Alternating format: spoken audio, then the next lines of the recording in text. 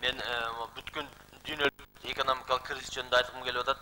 Азыркы күнү биздин министрлер күнүгө телевизордон айтып атат. Бүткүл дүйнөлүк экономикалык кризис Кыргызстанга таасир бербейт деп. Мен ошого алдын ала чараларды көрүп, керек болсо бизде опыт бар, жакшысы биз азык түлүк коопсуздугу боюнча мыйзамга алып алганбыз. Ошондой азыркы күнү керек болсо экономикалык өзгөчө кырдаалды киргизип Кыргызстандан чыгарып кетип аткан акчаларды токтотуп, ошого биз өз чараларыбызды көрүшүбүз керек да. Бүгүнкү күнү экономикага таасир бербейт дегенге мен бир эле пример айтып коеюн. Мына 15 күндүн ичинде доллар 38-70ке чыкты. Азыр декабрга чейин 42ге чыгат доллар. Ошонун алдын ала чараларды көрүп, андан көрө ошону сактап калалык.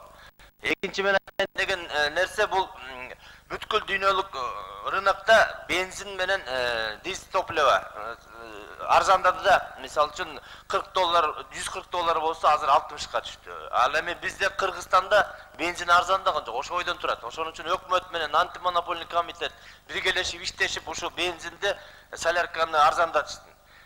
Ушундай эле ун тууралуу да ушундай маселе да. Ун дүйнө жүзүндө арзандап атат, а бизде нан лепешкан жанагы 10 сом болуп атат, кичики, чоңу болсо батыр наны 33 сом болуп атат. Вот.